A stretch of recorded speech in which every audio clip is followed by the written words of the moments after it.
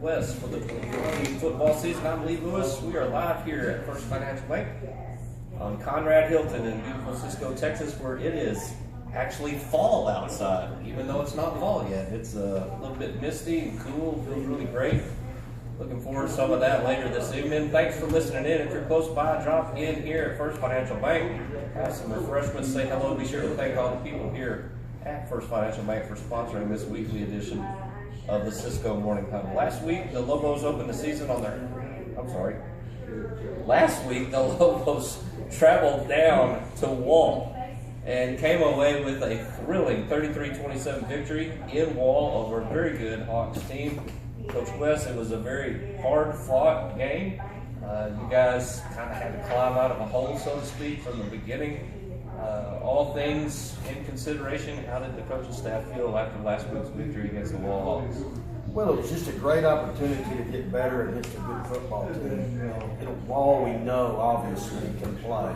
And some of the things that they made us do defensively, the assignments, the rules, we had to be disciplined and play football for 4 quarters, obviously. And defensively, they gave us a defense we don't like to see. They gave us that stack, a 3-3, and we couldn't get them out of it. In prior games, folks have been able to get in a twins or a pro twins, and they moved that to a 3-4. They did not do that against us, so they stayed in that stack. We still kind of figured it out. In the second half, at least, we blocked it extremely well. But what a great game. Being behind, going in at half, our kids had every right to at least doubt that we could win the second half. And I thought that was great for us, a great experience to grow up from and say, hey, we're behind in Wall, Texas, 2 touchdowns, probably could have been 3, and we came back and won that. I mean, that's something to grow off of. But it was a high that we also have to realize that we're coming back down off of, and that's my big worry this week. Coming up off a high and playing Comanche. I know you talked about in the Booster Club meeting the other night, pretty special win.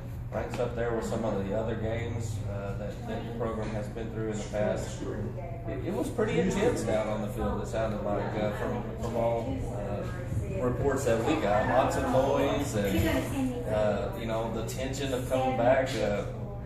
Was it one of the better games that you've been a part of as a Lobo? It was, because it was on the road, in hostile territory. We traveled very well, and you just commented on that. I couldn't say enough about how well we traveled. Our big fear was we were going to have a visitor environment in Wall, Texas, and we did not have that. We had our band and our mom, our trashy ladies on the trash cans were loud. Our people traveled very well. I think we even got some of the San Angelo area over on our end. And it was a playoff environment as the visiting team in Wall, and that's critical, especially that second half when we're trying to crawl back into things. There was not a lull on our end of the field. It was one of the probably my favorite all-time games to coach in because of where it was at. It was in Wall. They had the home field advantage. They were ahead by 2 touchdowns, and yet our boys battled back and found a way to win.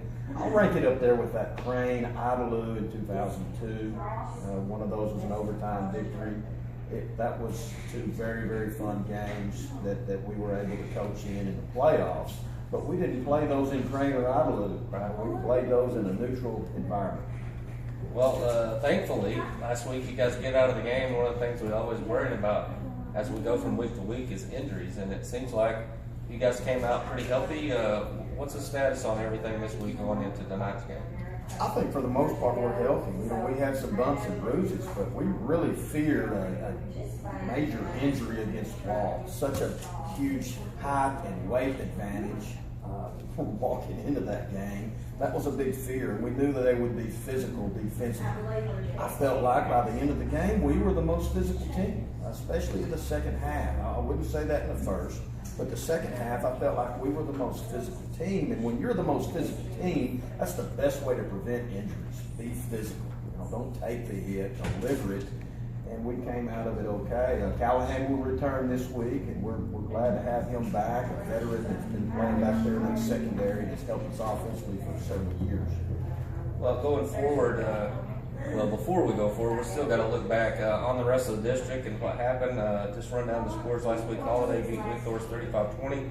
Henrietta 20-13 over Paradise. Munster beat Nakona 61-19. City View had a big win over Archer City 74-28. Breckenridge had a win over Jacksboro 42-19. Eastland, of course, in that close win, they come from behind in their win too over Clyde 29-26. And then Millsap had a bye. Was there anything that you took from last week that either surprised you or maybe shocked you in some way?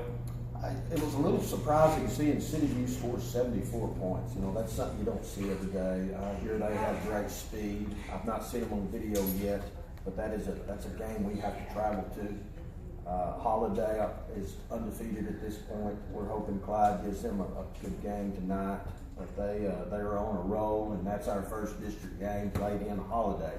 So I don't know if anything just jumped out at me as a surprise, but you know, definitely curious of what this district has and store for us, and some of these long. Of course, this wall game was good for us because it was 2.5 hours in a yellow dog and having to win on the road. We're going to have to do that in some big district games coming up soon, and the first one is Holiday, who right now is undefeated.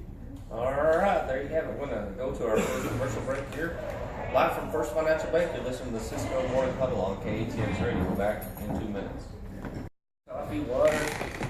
We've got a nice backdrop behind us today, make things look a little better. Very nice, I gotta say. Flags out front. I think Booster Club's selling flags maybe coming up pretty soon. So a lot of good things going on as far as this goes, as far as the program goes. Last night, Coach Weston's talked a little bit about the sub-varsity groups. Man, what a way to start. Opening kickoff with the 7th grade. They return it for a touchdown. Junior high teams both won against Comanche. 9th grade got a big win over Clyde. And then the JV, I think you had mentioned the Booster Club meeting Tuesday night.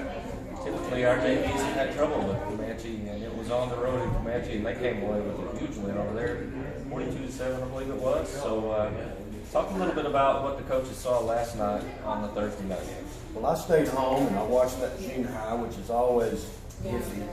Watching the first junior high game, you really have to have patience most years. And for the first time in a while, you know, we didn't have many mistakes. We didn't fumble too many snaps. You know, our receivers got lined up out there on the line of scrimmage or off, whatever they were supposed to accomplish. The Z was off. It wasn't ugly junior high games, which is usually what you expect at the 7th and 8th grade level on the very first game of the year. I felt like we were fairly disciplined. Our kids read their assignments correctly on both sides of the ball. We had very few miscommunications. It was an enjoyable junior high game, and usually you just don't see that the first round of the first game. Kids were excited. They played hard. It was a fun 7th and 8th grade game to watch. I felt like that 7th grade had lots of explosive athletes, not just one kid that could go the distance and hurt you. A little bit like last year's team, we had 4 or 5 kids that could score at any minute. I think right now that 7th grade has that. The 8th grade played very well defensively, more of a bruising type team. Last year their only loss was to Comanche, and we beat him 8-0. So we made progress. We felt like they'd come a long ways. I was fairly impressed. The JV, I didn't get to see it. Sent Coach Brunson watched that, and he told me about it this morning. He said the first half was a little iffy, but he said the second half we did dominated the line of scrimmage up front, got the smash rolling pretty well, played extremely hard, and we have struggled with Comanche in past years, especially in Comanche. So it was nice to see our JV pull out a big win, 42-7, and most of that came in the second half. The freshmen, that was an exciting game. Clyde's in total spread, and that's something that's hard to simulate with us. They moved the ball fairly well, but we had some big plays. A few big turnovers killed Clyde, I felt like, in the red zone. And our offense and that Coach Pope did a great job of milking the clock, getting 4 yards out of the fullbacks and tailbacks. If we did have a long situation, I thought our quarterback did a good job. Jackson Hearn did a good job of rolling out and finding Dacus on the out route on 2 occasions, on 2 long 3rd downs. And I was just proud of how well they fought, because that is not a fast class. That's a team that has to win with hard, just dedication and being tough. They had us out athleted in most positions last night. I told the freshmen this after the game. They were better athletes, but you were tougher than they were. And I felt like we out-toughed them in the second half. We were more disciplined, and we found a way to control the ball and win the game. I'm very proud of the freshmen. That was 38-22, I believe. Yes, it was. So big win for them. While we're on the younger kids, we kind of stay there before we go to the break again. We don't talk a lot about this part of what you guys do, but y'all spend a lot of time trying to plan. You know what's going to happen with those groups as they come through the program. The big give factor always every year is how much is the kid going to grow from this year to next, or is he going to get faster? And you guys have to give a little and probably take a little depending on what happens, because some kids will get all their growth when one spurt, and others it's a little more spread out, and then some of them don't get it till the very end if they get it at all. How do y'all plan the future of your program based on what you get coming in 7th, 8th, and those younger classes? Well, you just never know. You never know what a kid is going to turn into, and that makes it a struggle really at the 7th and 8th grade level of knowing where to play a kid. I remember Clay Strickland was a lineman for us in 7th grade. He was a tackle. Yet he was a great athlete. He just wasn't mobile enough to play a skill position until he was in high school, and then he turned into a 6'4", 220-pound athlete. And he outgrew that position and turned into an athlete. Caleb Raines is another great example. Caleb Raines in the junior high, we didn't even know if he had played football. He didn't really care for it at one point. We thought maybe his 7th grade year might be his last. He wasn't very good in junior high. He was a little dumpy kid that we made fun of. And I can say that because I know Mama and Daddy and Caleb, one was a great kid of mine. But yes, we made fun of him in junior high, and he finally turned into something. But you never can give up on a junior high kid. That one, Caleb ended up playing, being a guard for us. He was all-state. He was an all-state linebacker. He ran on 3 varsity relays. One of those went to state last year in the mile relay. He outrun our quarterback in the 40, and he was our left guard. And this was a kid that could barely get on the field in 7th and 8th grade. And I will always refer back to Caleb as you never know. And that's good to refer back to with your junior high coaches as well, because you don't ever know what that kid is going to grow up and be. But also with a kid in general. You have a kid in junior high not getting to play much, and hey, look at what Caleb Raines did from his 7th grade year to his senior year. You can't ever give up on a kid. You can't give up on what your body is going to turn into. And also, those 7th grade kids don't really have an off-season program until they turn into 8th graders. So you don't develop them, and sometimes they mature real late, and you never know what's going to happen with the kid and how much they'll grow from one year to the next. And, Caleb Raines is a great example. Clay Strickland also another one. And we could go on and on. We've got hundreds of kids that are not great. Well, I'll just throw a name out to you and he never did turn into one of those early bloomers or late bloomers as far as physical prowess. Jordan Hernandez. Oh, you're exactly right. Jordan Hernandez. Oh no, I haven't pulled up. But he was the heart and soul of several teams. He was. He was 150 pounds and couldn't run a 5-flat 40, and man, could he play defense. He'd come knock you out, though. He would knock you out. And he never did grow, never hit that growth spurt, but he was one of the best Cisco linebackers that we've ever seen. Very good at reading. Man, he could read linemen well. George is a great example of one that never did grow. You're exactly right, and I forgot about George. But a lot of great kids, and it's fun to watch year to year.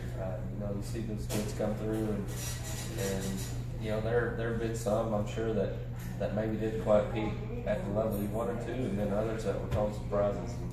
I know you guys take a lot of pride in what you do with them and how hard they work. They do work hard. And we've had some very good junior high teams that didn't turn out to be great teams at all. We've had some very bad junior high teams that played in state championship games.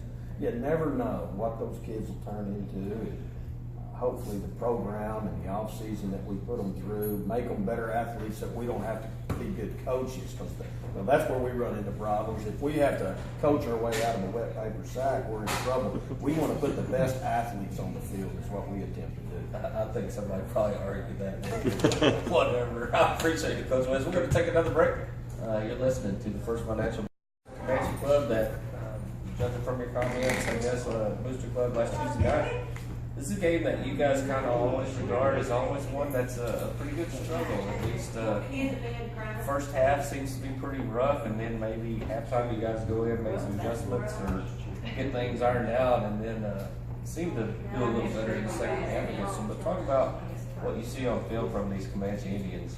Comanche, we talk about this every year, and here it is again. They remind me of a Hamilton team that is completely content with 3 yards, maybe 3.3 yards, taking a risk on the 4th and shorts and going for it, and milking the clock. It's no different than what we did to Clyde last night at the freshman level. We got our 4 yards, we let the clock run off, and we gave their offense very few opportunities. We have preached this all week long. They want 3.3 yards with a chance to break one with some pretty fast skill positions. But 3.3 yards is what they want, and they want to take 40 seconds off the clock. And that will limit our offensive possessions. Therefore, we can't come out like we did against Wall and go 3 and out, and punt. Because our ability to have many possessions in this game will be limited if they can get their 3.3 yards. And Coach Brunson has done a good job of preaching it all week long. Their base dive is something that just a simple base dive worries us immensely because it goes for 4 yards in every game that we've seen thus far. What has shot them in the foot was some turnovers against Tulsa. If they don't have turnovers and they can go 3.3 yards and control the ball, we'll have very few offensive opportunities. So we've got to find a way when we do have an offensive possession to score. I mean, that is critical that we start out like we did against Wall the second half. And if we can find that team, I'm not too worried. I thought we controlled the line of scrimmage the second half against Wall, and we were unable to do that in the first. So that's our big worry with Comanche. They run the same defense that Coach Brunson runs. It's a gap exchanging 4-3. Their 3s and 1s play a little tighter than we do. They have a 6'6", 240-pound defensive end that gave us heck last year. We'll have to work around him. Their middle linebacker is 220. He doesn't worry me too much on the toss sweep. He worries me on the smash. He can shuffle down and take on a down block at 220 pounds. He's a worry. And their secondary is very well coached. They do a good job of run support. Now, where Total got them last week is in passing game, over 300 yards passing. They barely had any rushing offense. So it is a concern of ours that their kids are very well coached. What are they going to do to our tight end side? Are we going to get a 159, a 357, or a 379? We're not too sure of what we're going to get this week because we have no video evidence of it. Last week, Huddle was spread. The week before that, Clyde was spread. So we've not seen a tight end on video this year. We went off of last year quite a bit. I watched 2 years, in fact, of Cisco versus Comanche to try to determine what we're going to get on the tight end side, and I'm still unsure.